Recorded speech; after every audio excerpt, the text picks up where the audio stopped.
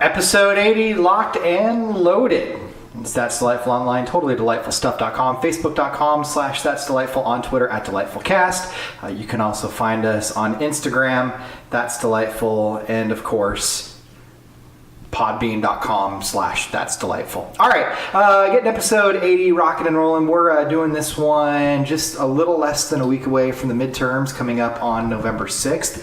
That is when, right around 2016, we said there's going to be a blue wave. And then 2017, we were like, water's looking pretty blue. And then 2018, well, maybe there's going to be like a blue tide pool. And as we get closer and closer, we're like, maybe a couple of... No, we're gonna get the house. We'll take the house back. I mean, that's a pretty big. They just upped their estimates today, saying we're gonna add 40 Democratic seats to the House. Yeah, the Senate we won't take that. It's like a 1 in 7 chance. Okay. And like 538, Nate Silver said, 1 in 7 chance is still like, Thursday is 1 in 7 days of the week, and Thursday is going to happen. Nobody's surprised by it, so it wouldn't be that big of an upset, but I wouldn't expect it. But it's not the slam dunk that no. we were thinking it was going to be. Basically, the polls all would have to be wrong, like that's ever happened before. Don't start knocking polls. I'm not. Okay.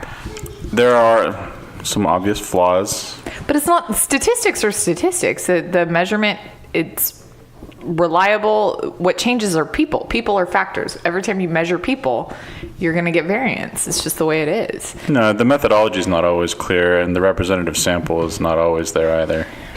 Right, but that was a lot of polls to be wrong. I mean, they pulled what changed was people. There were more people that voted that didn't normally vote, so they didn't get polled. And I think that was the big mistake on the poll part. But and in this election, we have a lot of people potentially, hopefully, voting who are not typically voting in large numbers. Record turnout so far. Turnout so far as early voting, mail-in ballots. And initially it was favoring heavily on the conservative side. But I was reading an article today saying it's really starting to kind of even up. So yeah, Democrats are procrastinators. We work. Yeah. We're not retired. Only old people jobs. and you guys mail in your ballots. No, it's huge. That's increased voting. It's true. No, it's a good thing for sure. But they're saying that, the people that Democrats are hoping will vote are more likely to go out the day of. It's more of a social event or more of a... like a symbolic, like here we are. It's an experience, yeah. Like go out and our vote. Is it the Free State of Jones where they had, what was it, like 13 or 30 African-American slaves who could now vote? They marched in to cast their vote in the jar, and none of those votes counted. Have any of you seen that movie? No, that's with, horrible. Matthew McConaughey? Yeah. You haven't seen that movie yet? No, that was the Oscar bait that came out last year or the year before, right? It was a good movie. Was it good? It was a really good movie, yeah. If you haven't seen it yet, you should watch it. All right. Was that the Free State of Jones? That was Free State of Jones. The other one was Birth of a Nation. Anyway, both good movies. So we're going to take back the House. Like, is that a slam dunk? Is that a... I don't think Let's just a slam dunk. Let's just wait. Yeah. Let's just wait and find out. None of it's a slam dunk? Nobody here is... I just don't have it in me to get my hopes up. I don't because the stakes are so damn high. They are, and I think like I do have friends that are conservative or that vote conservative. And I don't think they truly... There's not as much skin in the game for them. So it's kind of like a joke, like a bragging moment when conservatives win, and afterwards, it's really hard for me personally to handle. It's not a snowflake thing. It's like these people genuinely don't understand that you're laughing at people that are going to be losing lives will be and lost and like really it's not funny. Like, it's not a competition thing. It's not a sports game. Hey, okay, so this leads me into something, and I want to come back to the midterms here in a few minutes because we want to talk about some propositions, and we definitely want to talk about the Gosar family and how awkward those Thanksgivings and Christmases are going to be in the very near future. But on one of my Facebook pages, I don't know if you guys know this or not, but I like to poke bears on just a little on my personal Facebook page. And like our 8-year-old said, why would you poke a bear? Like, who would do that? So. I've got 2 pages. I've got my one that's pretty closely guarded, and then I have my radio one where it's like, gee, shucks, guy, did you see today? I got this color candy and I wanted this candy instead. What do you think? Smiley face, LOL, LMAO, hashtag living that dad life. Anyway, here's what I posted. I posted, to my dear right-wing friends, you must reconcile this. To support our current administration and to defend the idiot you have elected, you must now be okay with rolling back the rights of the LGBTQ community, openly and proudly mocking a sexual assault victim, openly and proudly mocking developmentally delayed citizens, racism, outright dishonesty, and I put parentheses, name of speech, and then argue with the facts presented afterwards. I dare you. I said the first 5 you absolutely have to be okay with if you support Trump, because that's pretty much his entire platform. And my new favorite, 6, your own people targeting members who oppose your views with pipe bombs. So, and then I fodder after that, blah, blah, blah, blah, blah. One of my hardcore right friends came back in and said, this is an absolute asinine post. We don't have to be okay with those things. We can still approve of the job that the president is doing and not take ownership of that other stuff, essentially, is what they said. I had a few people jump in on that because you were talking about, when these people are voted in and they're laughing at the people who lost, they don't realize that they're laughing at people who are seeing their worlds crumble in front of them. Right. Am I wrong when I wrote this? Do you as a conservative have to own all of this shit that's happening right now? Well, I think so, yeah. I think that it's all part of the same presentation. I think that we make the most traction when we focus on the actual policies that he's enacting. I mean, there's the shitty behavior and the bullying and the sniping at people and the name calling and all that stuff. That's the stuff that, while I strongly disagree with it and I think it's contributing to a culture of violence in our country, it's easier for them to say, well, that's just Trump being Trump. But when you say, yeah, but what do you say to those children that were taken from their parents? That's an actual thing that happened that you can point to and say, if you voted for this man and he did these things, then he's responsible for it. And if you vote for him again, then you're voting your approval. I just think that it's easiest to focus on that stuff. Because they can just say, yeah, Trump's an asshole. We always knew he was an asshole. But the policies are a different matter altogether. And you highlighted some of those in your post. I think that's... what is your point in doing that? In writing that? Mm-hmm. What do you think it's going to do? Just to see just to see where they're at on that, if they're willing to acknowledge that those are very real things. Can I ask you a question? Sure. I'm dead serious. And granted, I know it's totally different, but what would make you not be a Kings fan? Because we could talk about the statistics and the plays, and I could show you that they're a bad team. Yeah. No, I'm a homer. I love the Kings, and you know that I love the Kings fans no matter what. So what would make me not be a Kings fan when I've gone through 12 years of absolutely no postseason play? God, that's okay. That's help me parallel the two, because when I think of the Kings, I think of the ownership, which has done some terrible things, but I feel like I can't take that out on the players. I'm not talking literally to literally. My whole thing is, for a lot of the conservatives, like your friends that comment on that, and the people that I know, it's not about policies. It's not about what he believes. They've officially converted to fans of Donald Trump. It's no longer about policy. I mean, the fact that he unilaterally wanted to take out the fucking 14th and just like, whatever, take it out, take out the 14th Amendment. We don't need it anymore.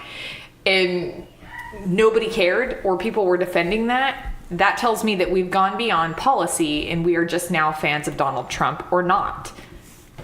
Okay. And so, I mean, I don't see the point generally in stoking the fire with them anymore, just because it's they have fucking dove in head first on this thing and they're not going to let go. So maybe the most useful way to address this with people, not that they're going to be like, oh, you're right, is to say, okay, so you support Trump modifying or removing the 14th Amendment in order to take away birthright citizenship to people who come here from Mexico. So by that same token, how are you going to feel when we do that with another amendment that maybe you're more partial to later down the line? Because that's the precedent that he's setting. Right. And are you comfortable with that? I mean, that's a more concrete argument that maybe some of those people can have. They can have that conversation. say, oh yeah, actually, I guess we really couldn't complain, although they had no problem with the Republicans stealing Supreme Court nominees from They didn't. the Democrats. And According to then, them, they didn't. Because when I think about that, like playing out, because I thought the same thing, is that I'm like, okay, now they're gonna fucking freak out, and they'll be fine when he decides he wants to die in office and say fuck the whole term limit thing. right. When you say something like they would try and do away with term limits and let the man die in office, do you mean that like it's just getting that bad, or do you mean like that's something you could possibly actually see happening? Like, could you see them saying, fuck term limits, we're good here? Yeah. That is the mentality. The mentality is whatever I want to do, I'm going to do. And Trump is all about bypassing the process whenever he can and wielding whatever power he can seize unilaterally. He's made the joke before. Yeah. Like, maybe I'll just stay in. Yeah. And You know, he was talking about when he China's says- president Han, and then that's how he... Yeah. He really, granted, he's old and hopefully he dies soon, but I don't think that I think once we get there, if he decides he doesn't want to leave, he's just not gonna. He's gonna... Okay. And What he's figured out is that people won't stop him. Right. He'll do stuff and people will just be like, wait, can he do that? And then he'll do it, and then it's too late. The one thing that's changing is that hopefully we take back at least the House, and if the American people choose to impose some limits and some checks on the president, then it could be a little different with some oversight. I saw this NPR article, and they did a video on it. Trump's tariffs have really hurt this nail manufacturing company in, I think it's Missouri. And it's at rural Missouri. There's nowhere else for them to work. So all these people who worked at the factory, the county that it's in, 80% voted for Donald Trump. So NPR went down and just kind of like checked in, like, so how are you feeling about him now? And every single answer, the first guy was like, yep, it's my only livelihood. It's all I got left. And there are no other jobs around here. But you know what? If I saw him today, I'd shake his hand. He's doing the right thing. I'm like, your company is you're not going to have a livelihood. And the two other ones were like, well, you know, I'm not too happy about it, but maybe he's got something bigger planned. We'll see what he does. I might vote for him again. I might not. Yeah, he's probably sitting up in the Oval Office like late into the night working on his plans to save people's jobs in God middle knows that America. he's a man of plans. Yeah. Well thought out plans. Top right-hand corner, name, Trump. Objective, save nail plant. But damn it, that doesn't save the nail plant. Back to the drawing board. I made a promise. Hey, those tariffs for the metal hangers I make, my little side hustle, have added $25 per plate of steel that I purchased. Shut up. Yeah. So for every 2 plates that I run, it's an extra $50. Hot damn. Yeah. Isn't that some shit? So how'd that work for you, Ian? Are you going to vote for Donald Trump again in the next election? You're talking to me like I voted for Trump. I'm just kidding. But no, that kills me though. Like, I'm sorry. If I've never held that much conviction in one person. Like, No, if and- Obama fucked me out of a job, I wouldn't vote for him again. Seriously, and when I found out Obama was using fucking drones and shooting people from the skies and killing innocent people in other countries, my first reaction was, fuck that. That's not the man I voted for. And he's going to have to explain himself. You don't just give somebody a pass. I don't understand. And that's why it doesn't do any good posting stuff on Facebook, is because the sports metaphor, I think, is apt. Because I know as a baseball fan, it's understood whatever shit you can get away with, that's okay. If you can get away with spiking somebody going into second base and you don't get caught, if you drop a ball and you can make it look like you caught the ball, you act like you caught the ball and it's okay. If I see the other team doing it, I'm going to be pissed off, but I'm going to be happy my team cheated and got away with it. And that's exactly how people feel about Donald Trump. So they don't give a shit at the end of the day. So, and that's why my personal page, my private page, I'll post stuff like that because that page is a total vacuum with the exception of a couple of people. who when I do post, I'm pretty much specifically targeting them, knowing that they're going to be the ones to bite. But I know that most of my stuff falls on deaf ears or in a vacuum, or I've been unfollowed by most people on that page. That's why I don't worry about it. My regular page, our That's Delightful page, like I didn't post anything about Trump wanting to just take away the 14th Amendment and take away birthright citizenship. I didn't post anything on any of those pages because I know that that's purely a distraction piece. That's purely meant to stoke. That's gonna stoke Trump's base when everybody starts crying about it. That's something I think when we talk about Trump, the one thing that he's brilliant at is distraction and putting out shit that means nothing. Oh. He probably knows in his heart of hearts, and he's been told a million times, this is something that can't actually happen. No, it can't. But when I tweet about it and say something about it, watch the fucking fish at the hatchery come bubbling up at the top to get a feeder pellet and weigh in. Right. And when it looks especially like he's going to lose the House, he's set the table for blaming his lack of ability to do it on the Democrats. I was going to take away that birthright citizenship, but then Nancy Pelosi and the Democrats came back in and, well, you can see what happened. In shady Bay Area, Josh Harder. I don't know about you. If you've ever seen Josh Harder, he doesn't look anything like shady. He looks like Blue, or the guy from Blue's Clues. Steve. He looks like Steve from Blue's Clues. He really, really, really does. He does. I love Steve from Blue's Clues. Hey, Jeff Denham, where we are, if you're not from the Central Valley, Jeff Denham, Josh Harder, California District 10, are going head to head right now for a representative seat. Jeff Denham's an asshole. And Jeff Denham, yeah, he's looks an like asshole. Let it fly, Kelly. Let it fly. I can't hate it. That's Kelly's sneeze. Leave that in there. Oh, it's being left in. Bless you. That's my Adam Sandler that sneeze. That is his real sneeze. No, I sometimes sneeze for realsies. It's my favorite thing. But those two are going head to head, and we'll talk a little bit more about Josh Harder in my That's Delightful, or what I find delightful. But anyway, they're going head to head. I'm pretty sure he's like an overgrown toddler, that Josh Harder. No. In his commercials, he's just like, I'm Josh Harder, and I approve this message. By gum.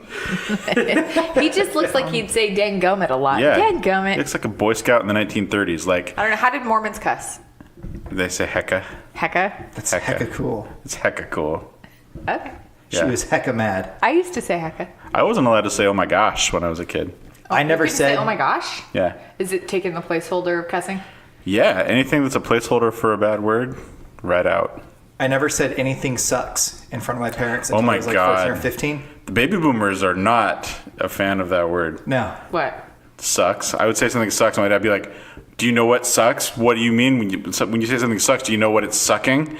Dick? Did you know that it sucks dick? No, he did not. He did. You couldn't say God, but your dad could say it. He would say it to be shocking. He'd be like, when you say that it sucks, you're saying that it sucks dick.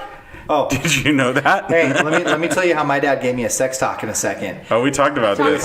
We both got the same talk. Do you know what fuck means? Yep, that was mine too. Shit. I remember the first time I said something sucks in front of my mom. We were at a stoplight, and I had a buddy in the car with me. And I asked her if we can go to 7-Eleven, and it was a no. I'm like, oh, that sucks. And she goes, you suck, Buster. She did not. Verbatim, that's what she said. And Ricky McVeigh did not let that go the next day at school. Everybody knew that I was told, you suck, Buster. And so all of my friends, we playing basketball, miss a shot. You suck, Buster. That's awesome. That's traumatizing. Yeah, no, it hurt. That one. That one stuck around for. Maybe that's why you're a snowflake. Maybe I can call your mom and tell her that. Look what you've done to our poor Buster. All right, hey, going back to the midterms, there's a lot of propositions out there, and one of them that we've been talking about, because not a lot of people necessarily understand it, and this is something that has affected people in both of your guys' lives directly, is Prop 11. 8, rather. Prop 8. That's the... Prop 8 is the dialysis proposition, right? Yes. Okay. The dialysis centers. What is it, Michelle? So what the proposition reads is that dialysis centers can only make 115% of profit. So anything over 115% goes back to, they say it goes back to the insurance companies or maybe even the patients. So they're trying to cap profit on dialysis companies against anything that isn't considered an expenditure.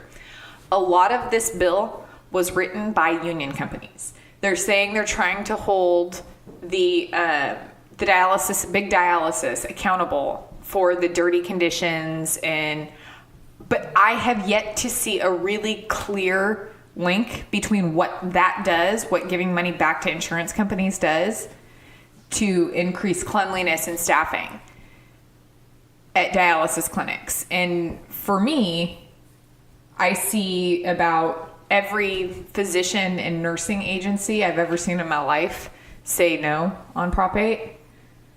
And it's a bunch of unions, like NASW is one of them, and UHW, all of the unions have, encouraged voting yes. I just went with the doctors on that one because I just don't see the clear link. I don't see how this is going to help dialysis centers at all. If anything, I do think it will close them down. And I think that it doesn't impress me to see insurance companies get fucking money back. Sorry. No, I agree with you on that. But that's my only thing. I don't know why other people have their reasons for voting yes on it. It's not like a big passion piece for me. I just think that those dialysis centers are run poorly. Are they? Yeah, John Oliver did a big story on it about a year and a half, 2 years ago. And it sort of explained a bit more. I mean, when it's for profit, the focus isn't on patient care. It's on maximizing their profit. So they were skimping and cutting corners on things. People were not getting quality treatment. So I don't see, like you said, a clear line to how this improves treatment, except that if it takes the focus, if they have a cap on what they can make, then they're not going to be actively cutting some of the corners they were doing to make more money beyond. Well, then it'd be their reputation at stake. I would be, honestly, if it was clear across the board, if every medical for-profit company had a cap, cool, let's do that. I just don't think doing one is gonna, because California does have, I researched it, it has better dialysis centers than anywhere. We have higher standards than anywhere else in the country. I've only been in 2 dialysis centers in my entire life, and both experiences, I never came away thinking to myself, well, that looks shitty. I mean, it looked shitty to get dialysis, but it didn't look like I didn't go in there thinking, oh, what are they doing here? I actually looked at that one a lot, though, because I didn't know. I didn't know which way to go on that. Like, my grandpa gets dialysis. He voted no on it. I know that. He told me. But He voted no on it? yeah, but they didn't know either, because they called me to ask me how I was voting on it. So they voted no because you voted no.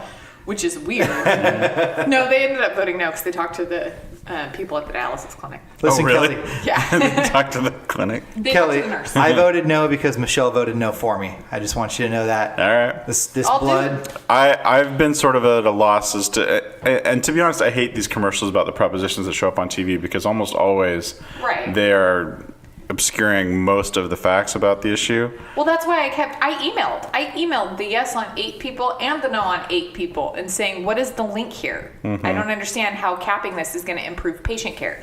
Nobody fucking answered me. So they don't care about telling you. Are there telephone numbers? Because that's what we should be doing on this show right now, is calling some of these places and recording them and asking them, like, hey, what is the link? Why would we vote yes?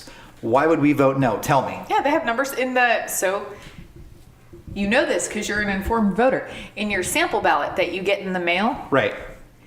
each proposition gives the yes, the affirmative and the negative responses, Right. like why you would go either way. Right. And So then far, you're right. beneath that, there are phone numbers to both sides, the yes on Yes. 10 and no on 10. Yes, that's what I was saying. Yeah. You got it right. No, You good know job. that You're paying 'cause- attention. Yeah, because you knew that because you read your sample ballot. I voted. The other one that's big that didn't get enough momentum that I really wish we would have now because I didn't even think about it because it's a grassroots initiative is Prop 10. The reason you see no on Prop 10 commercials is because those are the people that can afford them. Yeah. It's the people that have gotten Prop 10 put on the initiative, and that's to overturn, I forgot what the law was that was put in place in 1995, I want to say, in California, that prohibited cities from imposing rent control. So they've been trying to overturn that. This grassroots initiative took it to the state, and the state assembly, a panel of the state assembly said no. Shocking. They didn't want to overrule that because there had been a big uproar from the real estate community and investors. Right. So they said no, and then they got enough signatures to get it on the ballot, but because there's no big heavy hitter behind it. It's not getting a whole lot of money to campaign. It's not getting money to campaign, and they expect it to fail, which is unfortunate. And this is some of the most misleading commercials. They're just like, yes, if this passes, renters won't have rentals anymore, and the rent will go too higher. It's the same argument that got used when we were doing the Obamacare thing. Is that they were saying, well, if that happens, we'll be forced to raise our prices so that you can't afford it. That's our only option. If this passes, there's going to be death panels, and they went after the old people again in the commercial too. They were like, elderly people are not going to be able to rent homes. It's like that's the whole fucking point of it, is that people can rent homes. Why do they want you to vote no on it so bad? So that's my hot button issue. I fully believe in rent control. I live in an armpit of California that charges a shit ton of money. I can rent. And it's about to get a lot worse. Right. I can rent my house out for $1,800 a month. It's not worth that. I don't pay the mortgage on that. So it's we could? Yes. Oh. That's why I told you we're not selling if we invest. Hey, you aren't going anywhere. Okay, we're not. We got a podcast, Kelly. What the fuck, you guys? Hey, make no mistake. We're only here because of the woman sitting to your right. If it were up to me, I would have been gone a long time ago. What about Yeah, me? you're welcome. What about me, you guys? You can come with. No, I can't. Ian's an anywhere but here guy. He'll move to Utah if you want to move to Utah. I never said I want to move to Utah. He'll move to Nevada if you want to move to Nevada. I never said I want to move to Nevada. Who wants to live in Utah or Nevada? He'd probably go to Idaho too because you're weird. This is too much for me right now. By the way, you are the one who said Utah is where you need to live, not me. I didn't say let's move to Utah. You said Utah's perfect for you. No, you just got really mad and bitter at random times because we lived in California. And you're like, we could be living here, but we live in California because you want to.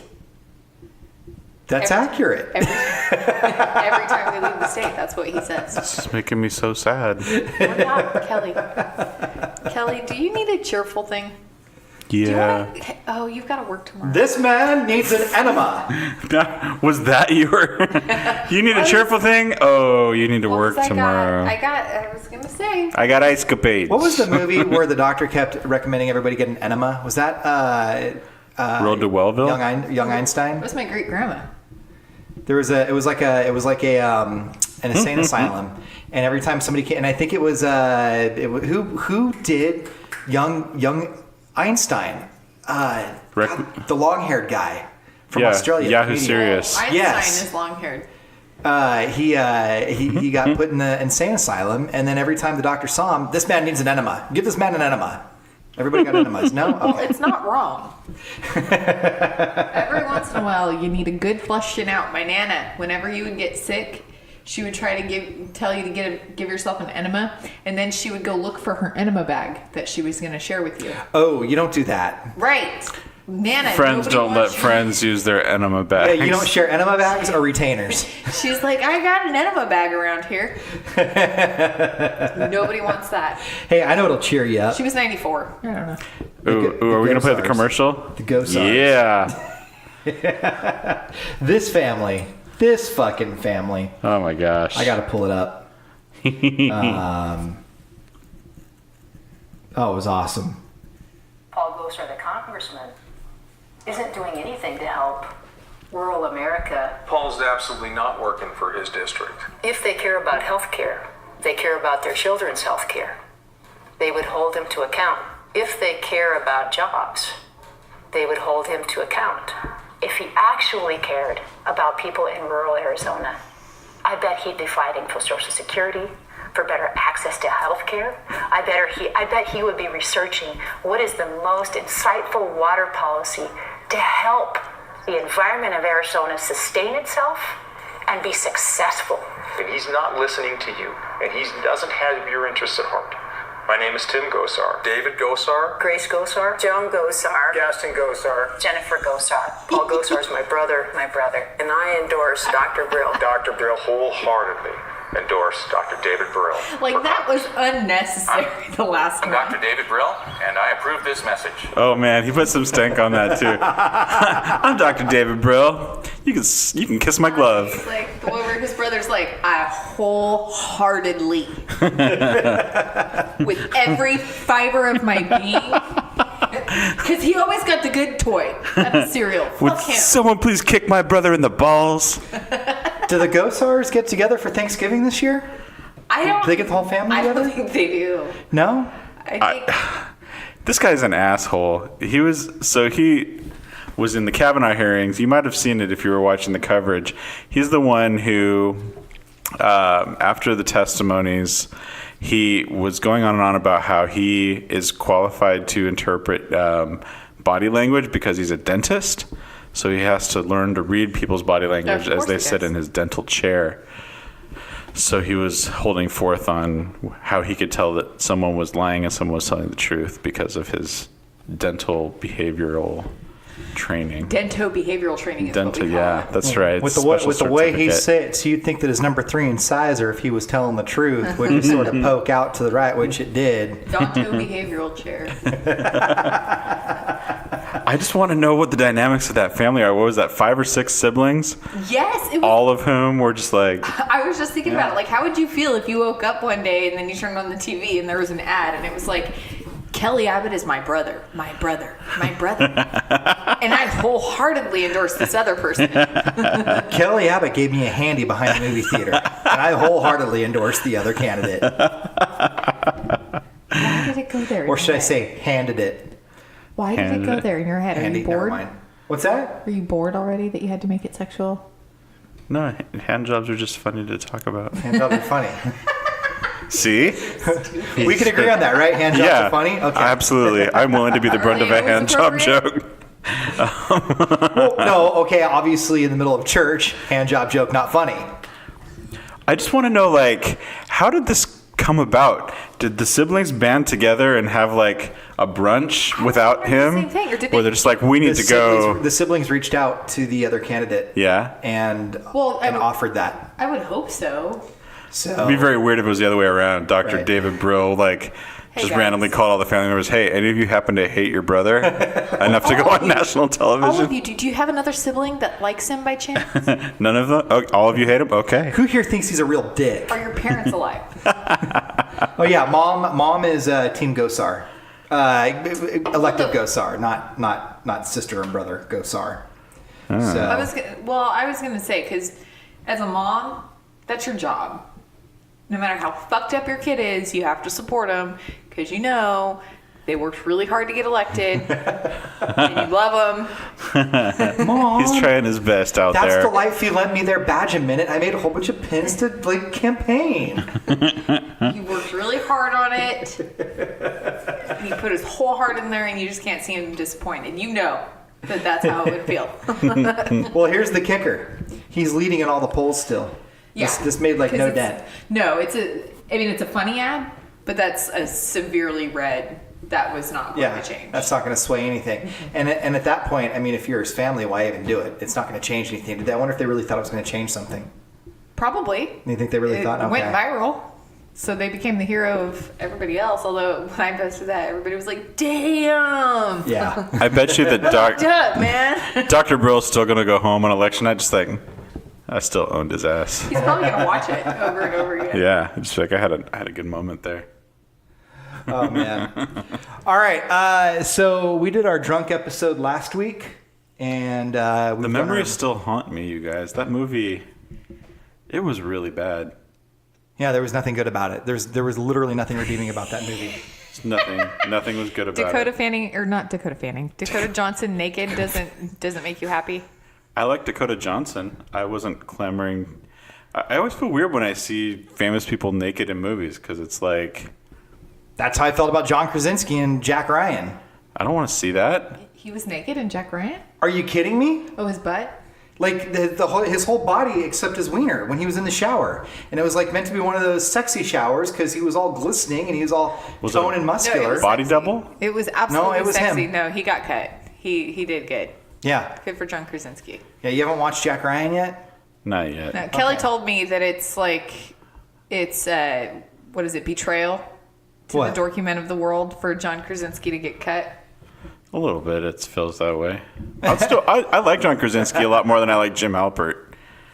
Fuck Jim Halpert, but still. Why do you hate Jim Halpert so much? Because at the end of the day, he's a bully. Toxic masculinity in its most insidious form. In the form of a lovable, nerdy guy. Just saying. He bullied Dwight. He bullied Pam. How did he bully Pam? He wasn't He nice bought to Mike. their house He bought without their even showing house her. without even showing her. You would have done that. No, I wouldn't have. Are you fucking kidding me? I would be No. terrified to do that. Yeah. It didn't even occur to me. He's like, got you a house. It's a little cottage. It's too small, but don't you love it? And it's the house I grew up in, and we're going to be sleeping in the same room my parents were doing it in, but, you know. Yeah. All right. Went out of his way to victimize his coworkers. Was too cool for everybody on site. Dwight Just saying. locked everybody in the office and lit it on fire. Dwight was probably on the spectrum. I'm just going to put that out there. No, he was, if anything, he was in the, what is it, the cluster C? Cluster C? I'm just The one saying. that nobody fucking falls into. I think he was there. Jim was, he had a certain charisma, but not a nice man. Jim, in my opinion, with the sports agency that they cluster A? started, I don't know. I'm going to look now. with the sports agency that he became a part of, Jim, in my opinion, was just douchey enough to get busted for insider trading or embezzlement. Yeah. So, I'm with you. Yeah. All right, facebook.com/that's delightful. Again, online, It was cluster A, that's what I was totallydelightfulstuff.com. thinking of. There you go. Cluster A, clearly the answer. Let's move into what we found delightful. Go for it. You want me to go for it? I'm going to go Josh Harder again. I met him this past weekend. Okay, terrible circumstances. Obviously, the mass shooting Which in we didn't talk Pennsylvania, about at all. which we did not talk about, and we do not find that delightful. But the mass shooting at the synagogue in Pennsylvania, we had a vigil at the synagogue I go to, and Kelly showed up, and Michelle and I were there, and so was congressional candidate Josh Harder and incumbent Jeff Denham. And so I kept my eye on the two of them the whole time because I love really uncomfortable situations. I think they're awesome. So towards the end of the vigil, the rabbi had everybody who was a community leader or a candidate or a spiritual leader, reverend, imam, whatever the case was, whoever you were, come up to the bima and let's I all... should have walked up there just like to throw everybody off. Like just Yeah. for them to be like, oh. Yeah. Be like, you said you wanted leaders? I'm a motherfucking leader. That's all I can say. So Josh Harder and Jeff Denham, they I got both went up. ideas. They both went up on the bima. Jeff Denham at first tried to go right in front of, like front and center. I don't know if you guys saw that or not. He positioned himself right into the podium. Yeah, right underneath the shofar. He put himself right there, and then they were like, "No, come around, get up here, guy." So then he had to sit on the out stage left, and Josh Harder was stage right. And You know what we really should have done was taken a picture of him and the imam and put it on Facebook. Ooh, Just and to then fuck with his base. do something really sick, like he supports terrorism. No. Oh, okay. Don't say that. That's not even where I was going with that. Go. Anyway, and I don't think that way. Anyway, when it was all said and done, Jeff Denham came down first and walked over to where he was standing, which was by one of the two doors that go out into the foyer, which leaves the synagogue. And Josh Harder stuck around and talked to a couple of people, and then he walked down. Well, Josh Harder had to walk by Jeff Denham, and neither one would make eye contact. And I watched Jeff Denham keep his eyes down and to the left, or Josh Harder keep his eyes down and to the left, and Jeff Denham keeping his eyes up and to the left. So they were looking in opposite directions, and Josh Harder walked right by him. And I was just waiting. The way that they kind of like approached each other without looking at each other, I was waiting for both of them to like shoulder check each other. Walk into him really hard, just throw your shoulder to the fucking dick, and then keep walking. Jeff Denham's brawn. Josh Harder's brains. I think Jeff Denham would have shoulder checked him and he would have fell. Oh, would have put him to the floor, without a doubt. But afterwards, because if you remember, at the end of the vigil, when the rabbi was talking about what had happened, and he said, let's be a beacon of love and peace, and by God, get out there and vote. And you had to know that Jeff Denham knew that he was not in friendly territory. Not talking about him. So he took off super quick. And Josh Harder hung around. We ended up getting a picture with the guy. Josh Harder hung around for, I don't know, he was there after we left. But I'm just man crushing on the guy a little bit, and we all went out to get some Mexican food afterwards, and I just man crushed on him a little bit more. I'm man crushing on Josh Harder. He really did. I heard he wants to take away our medical care. All of it. No, you know what I heard is Josh Harder wants to abort 9-month-old babies. Yeah, and kill your grandparents too. Yeah. Most women want to abort 9-month-old babies. They call it childbirth. That's how it's done. That's true, actually. But But that's how you abort the pregnancy. You have the baby. But Jeff Denham took something that was like really benign that most people support. Sorry. Like, I'll let you enjoy your Okay. It's time, honey. Let's go abort this baby. Push. Abort this child from your body. Oh, it's just all very funny. Sorry, go, Michelle. you had a point you were making. I don't know. Oh, I was just saying that nobody supports aborting, aside from an expectant mother who is happy to have a healthy child. Nobody's going to terminate their pregnancy at 9 months pregnant. Yes, kill an unborn child. Yes. Which could have came out a month prior. You know who is probably really interested in doing that?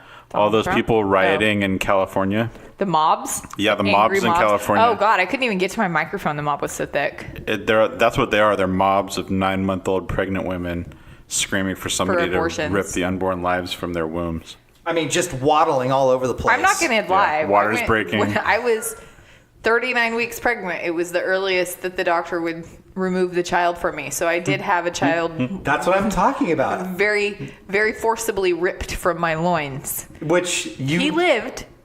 He's you aborted tap your dancing pregnancy. on death 90% of the You time. aborted your pregnancy at 39 weeks. I sure did. That's what I'm I saying. somehow think this isn't going to catch on as a new A new term. This isn't going to be the new euphemism for fetch. birth. This No, isn't- I think okay. you're probably going to piss a whole bunch of people off right now, actually, somehow. All right, You should Michelle. go stand out on the corner outside the neonatal unit.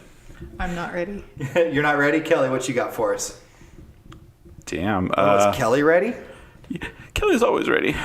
I'm going to go with, it's a movie we referenced during the drunk episode, but Ian and I got to go catch a movie, and it's only grown in fondness for me since we saw it. Yes. It's called Bad Times at the El Royale, and it was a humdinger of a movie. I just really, the more I think about it, it's just like, that character was really interesting, and that character was really interesting. That was a twist I wasn't expecting. Oh my gosh, that was that really cool part with that good song.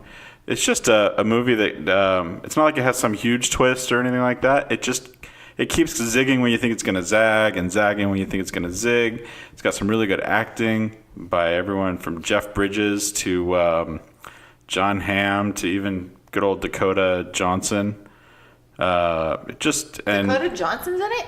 Yeah. Is she naked? Nope. Eating ice cream off of Chris Hemsworth's body? Frozen yogurt, but no.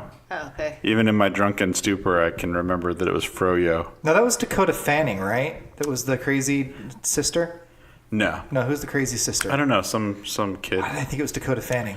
Okay. But it was just, and you know what I found out? The kid running the hotel, that badass kid, no spoilers, but really cool character, is Bill Pullman's kid. Bill Pullman, the president from I had no idea. Independence Day.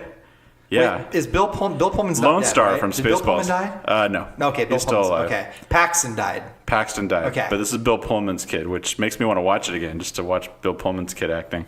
Anyway, great movie. It's made by Drew Goddard, who worked on everything from Buffy the Vampire Slayer to Lost to Alias. He works on The Good Place currently, and made the The new modern classic Cabin in the Woods is his other film. If you haven't seen that, I highly recommend that as well. But Bad Times at the El Royale, highly recommend. Did a really good job of taking a 5 or 6 hour period and letting you see it from like 7 different perspectives. Yeah.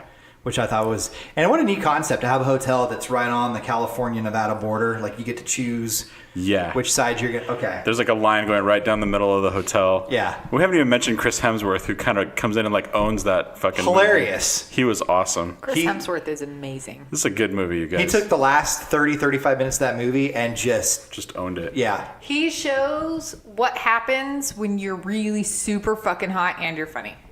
Yep. He's all of that. I still, my favorite, most underrated role of his, I think, is Ghostbusters. Yeah, he was awesome in Ghostbusters. Well, that one, but I also think in The National Lampoons, he played the brother-in-law. That was funny too. And he did a really good job. He did a really good job. He plays a dumb jock in Cabin in the Woods, but Cabin in the Woods is this movie about like deconstructing all of the stereotypes about teenagers. So there's like the nerdy kid and the jock and the... Is it a funny movie? It's like a satire horror. It's like scary and funny and awesome. We Okay. should watch it. It's pretty great. Maybe, how old is that movie? Came out like 5 years ago. Okay. But he plays this like jock in a way that... we need to watch it. I'm in. Okay. Yeah. Michelle, you got one for us this week? You didn't take a pass. No, I've got a few things. There's lots of stuff floating through my head, but I'm like, it's nothing like huge. It's the little things in life that make things like cool for me, you know? Okay. So, like one of them is the fact that in California, did you know that they have same day voter registration? So you can wait until November 6th when you were like, nah, I don't really feel like voting. And then you get there and you're like, well, that's cool. I'll do that. You can actually vote, but you have to use a provisional ballot. And you have to request a provisional ballot, and they have to wait until, they confirm that you're not a felon or you're otherwise qualified to vote before they can count it. I thought that's cool. Not every state does that. Oregon just became one of the first states to pass automatic voter registration. Oh, yeah, you have to opt out. Otherwise, you're automatically opted in. Yep. Boom. So that's really cool because it fights the voter suppression that's sweeping the nation right now. Then what else do I find? There was something else on here. Hold on. Hey, while you're looking for that, did you read that article that I sent you on Gavin Newsom and John Cox? It was like the Q&A, and it was like every single one, they were polar opposites on every one. Okay. Oh, don't talk about Gavin Newsom. You have to vote for him. There's no other option. I understand that, but he's a whole bag of...